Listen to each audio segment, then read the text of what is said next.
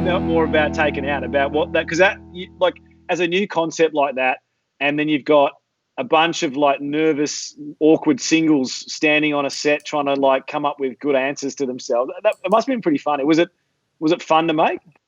Mate, it was super fun to make. I think it was it's an intense concept having 30 singles. You know what I mean? Just the sheer number of, we had a cracking director sort of, pulling the switches and making it all sort of happen. But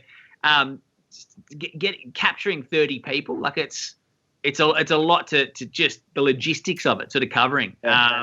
Is obviously you pick out the ones who are more strong characters and so forth to sort of feature and push through and so forth. But mate, it was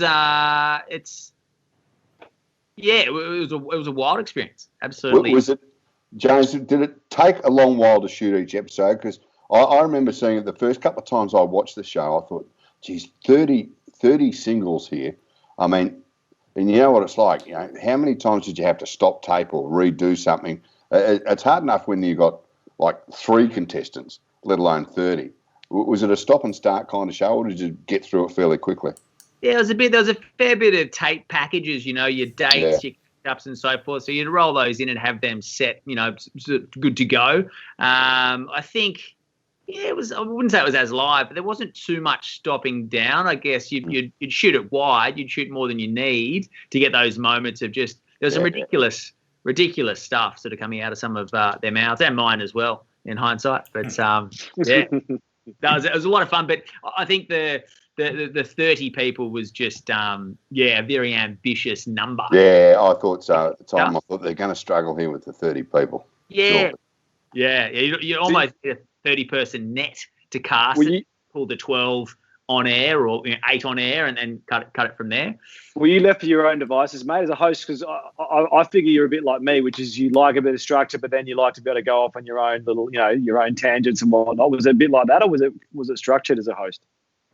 No, I'd sort of would have a bit of a team working with us, but pre-write sort of intros, and then a lot of it was you're bouncing off what people said. When people, there was one guy that was really upset that this girl still lived at home.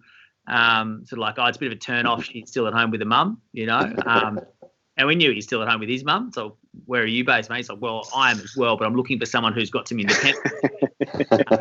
And I can't have my place. So, just there's some beautiful raw moments of and something we're all guilty of as human beings is, hypocrisy and that lack of awareness of that, the old adage of judging someone and there's, 3 things coming back, one coming out kind of thing. It's, yeah. Well, James, you talk about, the curiosity of some of those contestants on Taken Out being a dating show. It just reminded me just then off the top of my head. I was working at Grundy's when they brought back Perfect Match for its second time round. It was called Blind Date the second time. And the original series, I think, was shot in Sydney. They moved the production to Melbourne. And the thing went out around Grundy's, a memo, an all-person memo, that if you wanted to be a chaperone for any of the weekend trips, because, the contestants would take off for a weekend on the Gold Coast or what have you, everyone said, how good will this be? We'll get a free trip. And I'll tell you, I did one, and after that trip, I said to the producer, I said, never ask me again to do that. Because I had 2 couples, and when we were driving from Coolangatta Airport into Surfers, one of the girls there, she'd already decided that she hated the date that she was with. And then we stopped at lights, and she pointed at, there used to be back in the day up on the sort of Gold Coast Highway, those really cheap, nasty motels. And she pointed at one of them. She said, I first went to that joint. I ran away with my boyfriend when I was 13. And I thought, this is going to be a fun weekend. I can't wait for this. And there were a million stories about that out of Blind Date. It was like the one where they were sent to Fiji for the weekend. And then one night, a fisherman about 3 kilometres out to sea found the Blind Date contestant trying to swim home to Sydney. And apparently they rang her mum. She said, she couldn't have taken her medication. And, I mean, because that story went around Grundy's immediately thinking, if this poor girl had drowned and died out there, that's your end of your TV show. Bango, right there. Mm. So and that's always for ratings too. It's it's been a nightmare. I mean, and they're the sort of things that you sort of you stumble across when you're dealing with real people, which are contestants. And then now you've got reality TV shows. You just never know who's going to appear on them. And these days, most of the contestants on the reality shows, they're there, as you said, Shu. They want to be famous or get into the media themselves. Well, it's they're funny, mate. Just to win a trip. No, and that's funny because obviously hosting the Mole, which was an early on in this reality sort of. I mean, we'd had Big Brother and all those sort of stuff, but Instagram and whatnot hadn't taken off. So it wasn't like getting fame out of reality TVs at this point was not about, getting followers and all sort of stuff. It was just sort of being on a show and potentially, we'd seen evidence of block contestants doing more afterwards and going on to other things. So I know that the contestants might have come on the Mole with dreams of doing other things, but it was pretty pure in that sense. We had contestants on the show who genuinely loved the show and wanted to be part of it. Interestingly, though, as a side note, and these are all the things that we're privy to in the production side of things that the audience and whatnot never really hear. But they originally cast the show to be called Mole Culture Clash. Bring back a show, The Mole, which is a format that they'd made in the early 2000s with Grant Bowler. Never really rated that well, but was sort of had a cult following, a bit like Amazing Race and Survivor and those sorts of shows.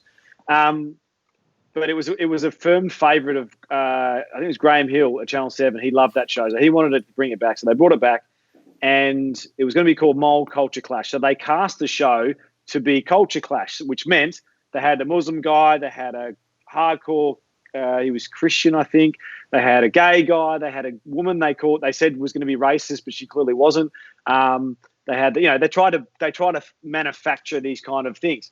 Anyway, sales couldn't sell Culture Clash because it just no clients, no sponsors wanted to come on board. So they dropped the Culture Clash and just left it with the Mole. They didn't recast it. And I still to this day think that was a bit of a mistake because they got left with a bit of a weak cast. And, it certainly wasn't the host, put it that way, was the reason why that we didn't get a second season. But no, it makes a big difference, the casting of these reality shows. And you look at it now, like I'm a shocking person to watch reality TV with amongst my mates and whatnot because I'll go, watch this. They've edited that together. And I mean, now it's so obvious with the Franken audio where you can hear she goes out there with Alicia. And it's like they just cut 4 bits together. It sounds terrible. But back in the day, I'd watch with my mates and I go, let me tell you that. The producers have stepped in here. They've said this and because you learn so much behind the scenes of these things. Yeah, exactly. It's like watching Survivor with somebody who's never worked in TV, what have you. And I've had people say, geez, it's amazing that they were able to capture that. I said, well, it's not that amazing when you think of whoever they're filming at the time. There is a cameraman and a sound recorder 2 feet away. So, and they're perfectly aware of that. And they're the things you forget about. But you're quite right. Casting is as important in reality TV shows as it is in drama. And you know how much hard work goes into casting a drama series. And reality is the same thing. And now you see the new Survivor, the new Bachelor that starts, I think, this week, is Lockie from Survivor, who was just on a couple of months ago. And this seems to be happening more so now that I reckon there's like professional reality contestants now, and good on them. I mean, Lockie will probably end up, replacing Scott Cam or something on the block in 2 years. I mean, who would know? But correct me if I'm wrong, and Curls would have found this. Oh, maybe he hasn't found this, but I certainly found it. When I got the Mole, actually, originally Channel 7 gave the show to Matt White. Now, Matt White was contracted to Channel 7 at the time, and then, but also he was also contracted to do the tennis in January. We were meant to be filming in January. Contract thing went up, and he ended up saying no to it, which was good for me, obviously, because I got the show, and thankfully the producers that I was working with were like, we wanted you, but we were sort of tied contractually to Matt. But I got a lot of messages from other hosts and other people in television saying it's great that Channel 7 are taking a risk because they were. I was a fairly I'd done a lot of kids TV and a few other bits and pieces, but I was a pretty unknown quantity to get a primetime show out of nowhere. And it was a lot of great, it's great to see a new face. But correct me if I'm wrong, Curls. It's been since then the story's just been seeing the same. Like, and this is no offense to people like Grant Denyer and Osher and stuff, because they're great hosts, but they're on everything. And I still believe audiences like to see different faces as the host as much as they like to see different faces as the cast. I agree with that totally.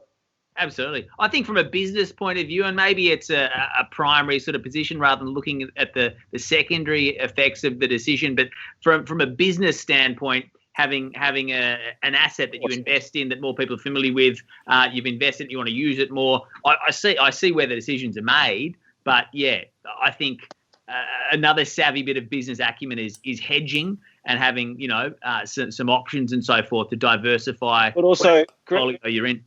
Correct me if I'm wrong, Curls, but to that point, effectively you're saying that the audience only choose in or do tune in to see a host. And I think we are there to accentuate a show, but we're not. I don't think we're the reason why people not us, you and I.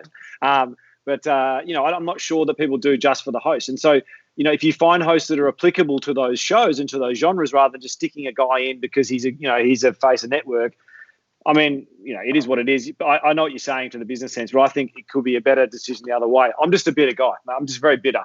I don't be picking up on that. No, I'll tell you something. The other side of the coin, and you're right, Stu, is that I get sick. Old Osher, I never met Osher, but I'm sure he's a terrific bloke, and he's a most capable host. He murders children. Yeah. Yeah. Okay. And he doesn't need to be on TV every night. But when they get on the other side of the coin, when they get a great host that can be given the wrong vehicle too. Now, Grant Denyer is the perfect host for Family Feud. He's absolutely the number one. But then when he went on to host $1 Million Minute, a serious quiz show, he was the wrong guy completely. So, you can take your perfect host for some shows. They don't work across the board.